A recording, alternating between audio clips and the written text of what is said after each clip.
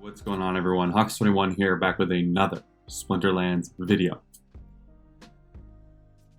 So I'm going to try something new with my battles. I'm going to do some more quick hitter type stuff. Instead of playing 4 or 5 battles for one of these videos, I might do 2. Just a quick topic, 2 quick battles, in and out, just more shorter form. You know, instead of 25 minutes, we'll try to keep these battles 10 minutes.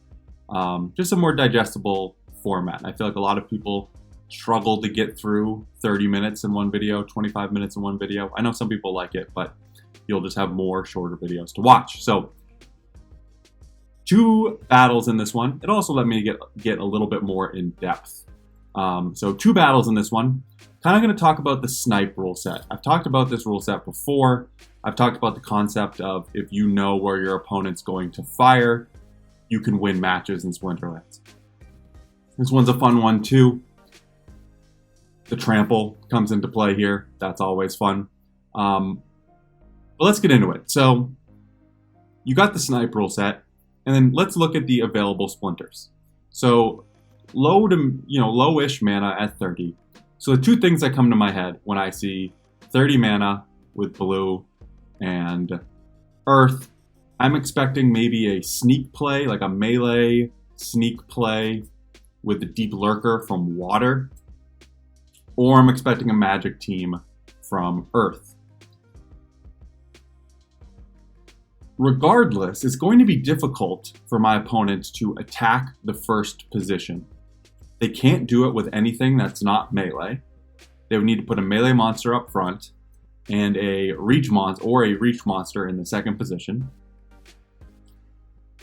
So the Desert Dragon's pretty good at combating, you know, a one-on-one or even a reach plus a melee up front. Just based off the fact that it has piercing, it has trample, has retaliate. It's a really, really good melee card. You're really worried about it missing. So if they want to attack my backline with sneak, or, you know, with whatever, with opportunity cards, that's fine. It would give me more time for my Desert Dragon up front to go to work. I have multiple resurrects here, so, you know, if the deep lurker comes here, we're going to resurrect. The next turn it's going to have to come here, resurrect. Next turn here. All of a sudden that's 3 turns. The Desert Dragon then has 3 turns to go to work up front. Also decent sneak defender back here, right? With the backfires, pretty fast. Could potentially hold them off for a little bit. All the while, again, Desert Dragon's working up front. So the whole idea is really difficult for my opponent to attack the first position. You get to Earth, and that's what we ended up getting. You know, an Earth ended up being Dragon, but Earth Dragon combo. We got multiple resurrects. We're going to hype up our Desert Dragon. We know any magic, any archery that doesn't have scatter shot is firing right here. What's our big risk? Our big risk is Acid Shooter. Hits here early on, poisons, and, you know, we get some misses up front. That's really our risk. But we dictated a lineup here to boost up our Desert Dragon, to take advantage of our Desert Dragon. Ideally, we get 3 martyrs on their Desert Dragon, and the Desert Dragon, with the trample and the stampede, can go to work. So let's see this play out in real time. You know, they're well prepared. That's the other thing, right? They're well prepared for this. They brought Lily, so I have to go through the Almo and the failed summoner. That's not easy to get through. If you're bringing magic here, if you're bringing sneak here, it doesn't matter. You have to go through these 2. So this is a fantastic play by Tis for Tony. It's just, I sold out in a way that my Desert Dragon became too powerful. So we'll see how this plays out here. So again, we're getting all this return fire. I don't mind the return fire for the Benari.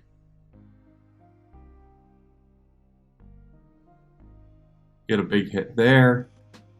And again, so look at that. First turn by them, we get probably our worst case scenario. The Acid Shooter hits the Desert Dragon and poisons. Boom, boom. We get the first resurrect. They have to attack this monster. Another martyr. Look how crazy my Desert Dragon is getting because of the Snipe rule set and how I positioned my cards.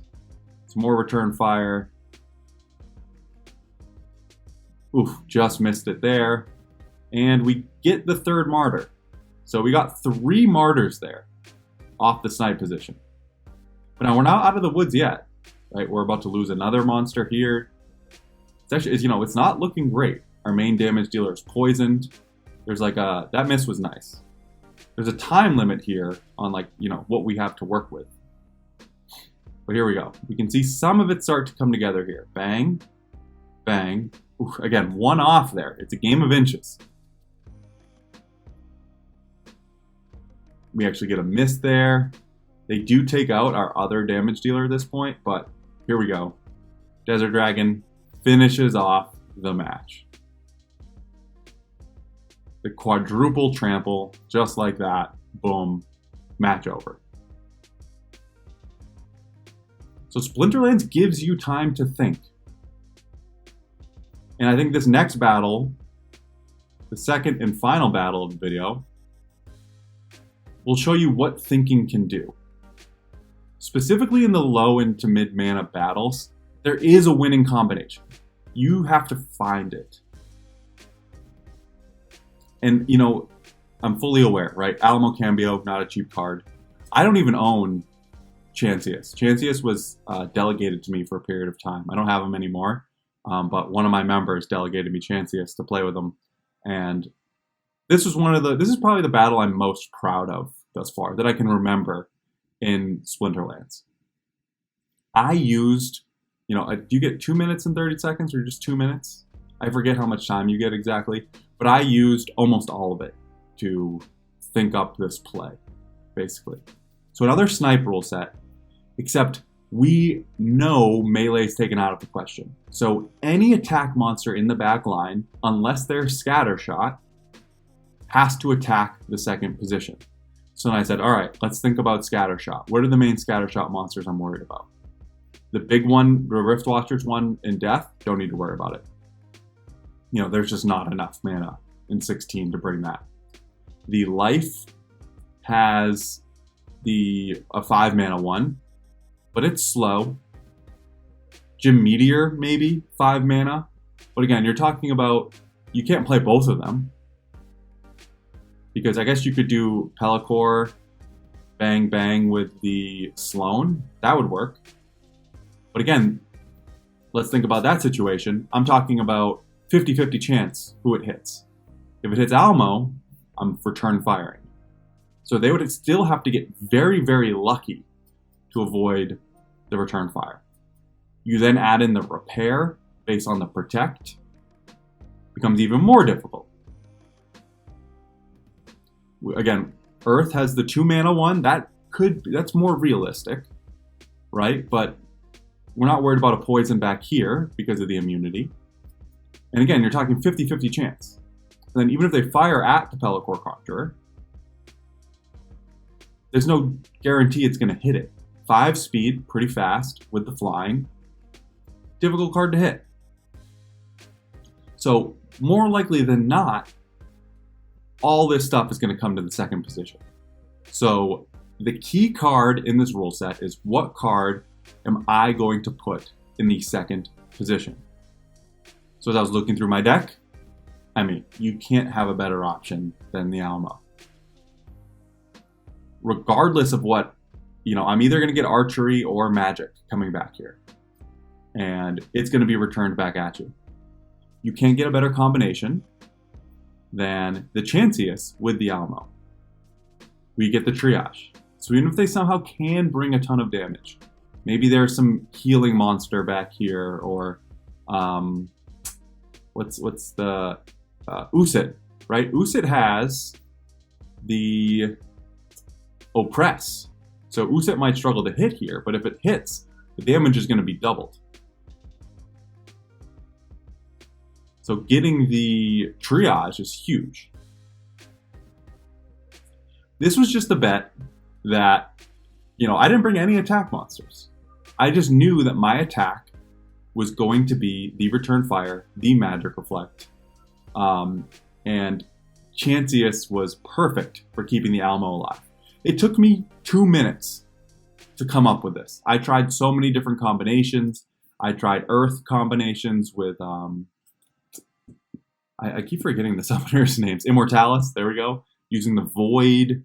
But ultimately, this full defensive strategy was the play. It was the winning play. Let's just watch how it unfolds.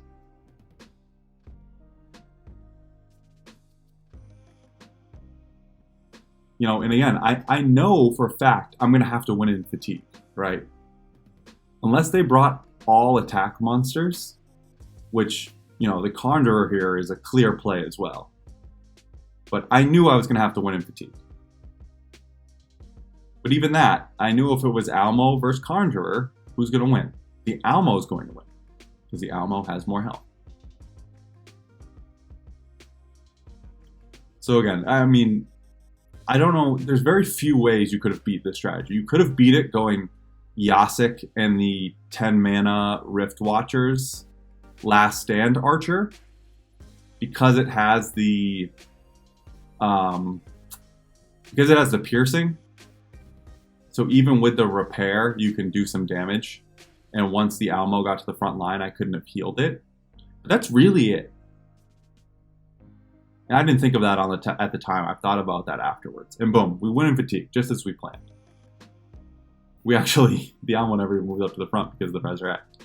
So point of this video, when you get Super Sneak, when you get Snipe, when you get the types of battles where you know where your opponent's going to be shooting, or if you use Lily to determine where your opponent's going to be shooting, take some extra time. Find the winning play. You have to have the cards, for sure.